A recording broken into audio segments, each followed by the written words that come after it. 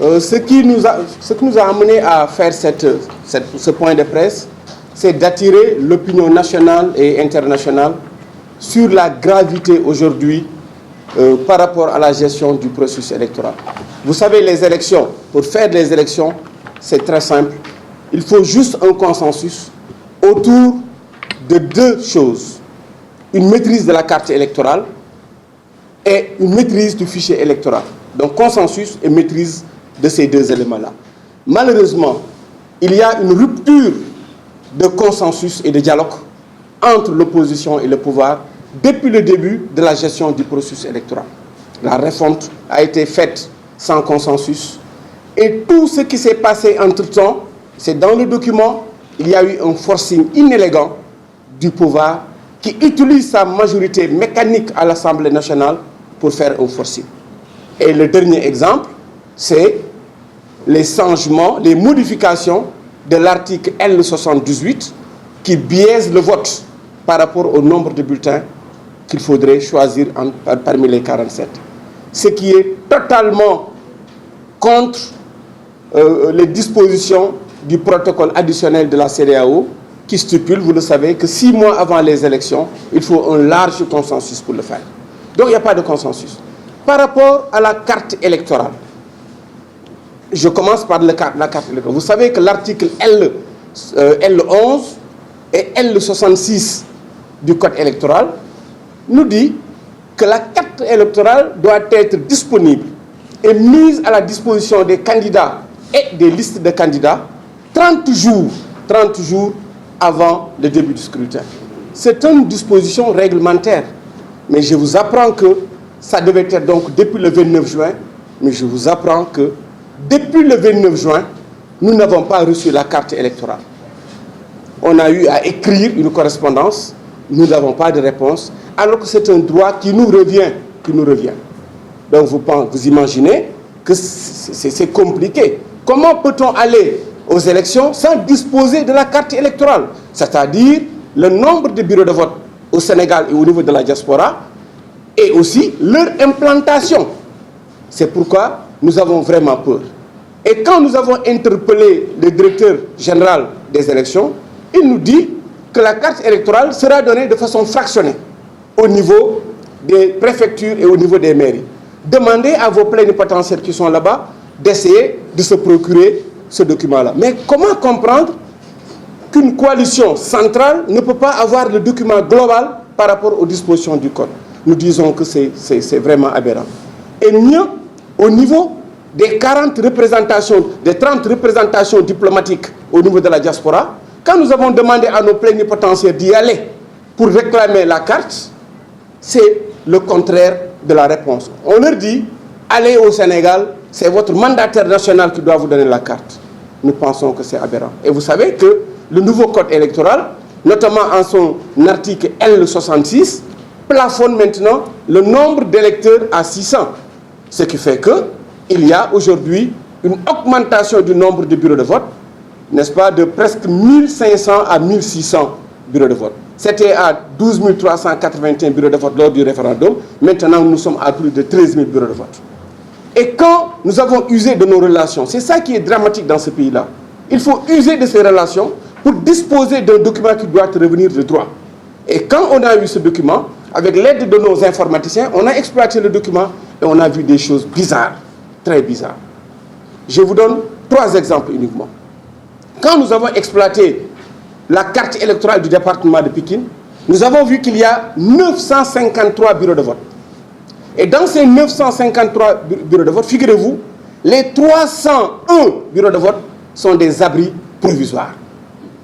Cela veut dire 32% des bureaux de vote du département de Pikine, avec ses écoles, avec ses infrastructures, avec ses structures sanitaires, non, ce n'est pas dans des durs, mais c'est des abris provisoires. Mais qu'est-ce qui peut expliquer cela? Ce n'est pas à l'intérieur du pays. Et quand on a creusé la réflexion, on a vu qu'au niveau de Kër Mbaye Fall, l'école de Kër Mbaye Fall dispose de 34 bureaux de vote. Alors qu'à l'intérieur, il y a 17 salles qui peuvent accueillir les électeurs. et les 17 autres sont des abris provisoires. Alors que le CMA est à côté, d'autres écoles sont à côté, fermées, qui ne sont pas utilisées comme des centres de vote. Mais vous ne trouvez pas ça bizarre? Comment peut-on mettre dans la cour de l'école de Keur Mbaye Fall 17 tentes? Ou bien il y a une qu'est-ce qui se passe, cette commande de tentes-là? Ça profite à qui? Comment peut-on avoir du dur et faire du provisoire? Quand on a vu aussi la carte au niveau de Aïnou Madi, c'est dans Keur Massar. On a vu l'école unité 11 de Aïnou Madi, Keur Massar, qui a 24 bureaux de vote. 24 bureaux de vote. Dont les 15 sont des abris provisoires. Et par Salasini Keur Massar, c'est vrai. Et ce qui est bizarre, c'est que cette école-là, nous le savons tous, c'est une école toujours inondée. Alors qu'à côté, il y a l'unité 5, il y a l'unité 6, il y a d'autres écoles qui sont là et qui ne sont pas utilisées. Nous pensons que c'est très bizarre et véritablement, c'est pourquoi nous disons que nous sommes inquiets. Parce que, au niveau de la diaspora, par exemple, quand nous avons demandé, parce qu'on a eu tardivement la carte électorale de la diaspora, et figurez-vous que ce soit en Italie, Mauritanie et ailleurs, quand on leur avait demandé de donner les représentants de leur bureau de vote, ils se sont basés sur ce qu'ils ont, c'est-à-dire le fichier électoral du référendum. Cela veut dire quoi? Cela veut dire que maintenant, il y a des bureaux de vote à l'étranger et ici même qui ne sont pas localisés. Maintenant, comment peut-on surveiller un processus si on ne sait pas ça se passe où? Donc, en attendant les questions, voilà vraiment ce qui, par rapport à la carte électorale. Maintenant, par rapport au fichier électoral aussi, c'est compliqué. C'est compliqué. Même chose. L'article 11 nous dit que la Sénat doit veiller à la mise à la disposition des candidats et des listes de candidats, le fichier électoral, c'est-à-dire la liste des électeurs, en support numérique et en version papier. Figurez-vous bien, 15 jours avant la date des élections. Cela veut dire que depuis vendredi passé ou jeudi, nous devions être en possession de ça. Mais non, Abdoulaye Daouda Diallo et son administration ne nous donnent pas ça. Il a fallu qu'on écrive une correspondance et on attend la réponse. Voilà, on écrit des correspondances pour réclamer notre dû. Donnez-nous ça, parce que la loi... Mais nous sommes habitués. Parce qu'au référendum, figurez-vous bien, il a refusé de nous donner le fichier électoral. Et l'opposition est partie aux élections sans avoir le fichier électoral entre ses mains. Si vous entrez dans un bureau de vote, seul le pouvoir avait entre ses mains le fichier électoral. Vous pensez que ça aussi c'est normal? Et jusqu'à présent, on ne l'a pas. Et quand j'ai regardé le document qu'ils avaient produit lors d'un séminaire, ce qui est bizarre, c'est que 15 jours avant le scrutin, ça coïncide avec deux événements. C'est-à-dire, c'est la date limite de dépôt de nos représentants dans les commissions de recensement de vote au niveau des départements. C'est la date limite. Mais quand j'ai vu leur calendrier qu'ils ont fait, ils avaient omis volontairement de dire que pendant cette date-là, ce même jour-là aussi, vous devez avoir le fichier. Ils ne l'ont pas fait. Voilà, c'est le calendrier qu'ils ont fait. Ils disent jeudi 29, date limite. Si vous ne déposez pas, vous n'aurez pas de représentant. Mais pourquoi ils n'ont pas mis aussi, par rapport aux dispositions de l'article 11, que effectivement aussi, vous aurez votre fichier électoral? Nous ne l'avons pas. Et depuis lors, ce qui se passe, c'est terrible. On ne connaît pas, on connaît la date, parce qu'on a encore usé de relations pour avoir ce fichier et l'exploiter avec nos informaticiens. C'est ça qui est dramatique. Et on a vu que les choses bougent. La fois passée, le directeur de la DAF, Ibrahim Diallo pour ne pas le nommer, il a annoncé qu'il y a 6 200 000 Sénégalais qui sont sur le fichier. Alors que nous, les informaticiens, trouvent 6 240 000. Il y a une différence. Vous me dites 40 000, c'est trop. Mais en fait, pourquoi ne pas dire 6 240 000? C'est vrai, non, je ne dis pas quoi, parce que dans les questions, on va parler de ça. Donc pourquoi ne pas le dire? Pour vous dire qu'il y a des choses qui sont bizarres dans ce fichier-là. Nous demandons aujourd'hui à Abdoulaye Daouda Diallo que nous récuserons à la fin de ça de mettre à la disposition de l'opposition véritablement ces outils qui leur reviennent de droit. Sinon, c'est un lit de conflit, c'est un climat délétère qui peut déboucher sur tout, alors que nous n'avons pas du tout besoin de cela.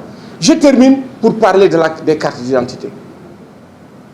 Et là, c'est véritablement la plaie du système. Tout ce qui est des pièces d'identité, ils nous disent, parce que nous, on vous donne des informations officielles, ils disent, ils avouent que sur les 6 500 000, sur les 6 200 000 électeurs, donc 6 200 000 électeurs, ils ont produit 1 million déjà.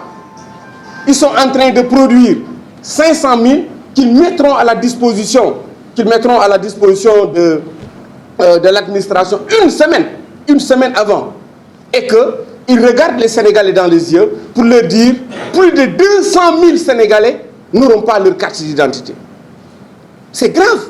Cela veut dire quoi? Cela veut dire qu'il peut exister aujourd'hui une tête de liste, un candidat à la députation, véritablement, qui n'aura pas sa carte et qui ne va pas voter.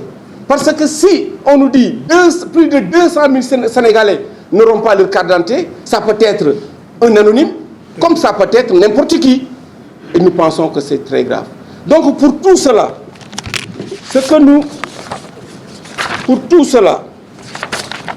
la coalition Manko Wattu Taxawu Sénégal, par le biais de sa commission électorale nationale, fustige la gestion solitaire, vicieuse et dictatoriale du fichier électoral et de la carte électorale par les services, par le ministre Abdoulaye Daouda Diallo. Exige des réponses claires quant à la prolifération douteuse des abris provisoires, surtout au niveau du département de Pikine. Réclame la diligence du tirage de l'ensemble des cartes électeurs des citoyens, parce que conformément aux dispositions de L54, l'impression et la production des cartes d'identité est à la charge de l'État et à ses frais. Donc c'est un droit. Nous exigeons aussi la prise des dispositions nécessaires pour corriger l'ensemble des erreurs qui sont glissées dans la confection de ces cartes. On va y arriver. Il y a énormément d'anomalies par rapport à ça. Et nous récusons encore une fois, et de la manière la plus rigoureuse, Abdoulaye Daouda Diallo, qui représente le cancer de ce processus électoral. Nous exerçons quand même tous les Sénégalais à ne pas se fatiguer pour aller retirer leur carte. Enfin, la coalition Manko Wattu Sénégal lance un vibrant appel à toutes les autres coalitions de l'opposition, qu'ainsi aux forces vives de la société civile, pour la mise sur pied d'un large front pour la régularité et la transparence des élections. Et nous pensons que cet appel sera entendu et qu'ensemble, la main dans la main, on va mener des actions synergiques pour véritablement stabiliser tout autour du processus électoral et aller sereinement à des élections démocratiques, libres et transparentes.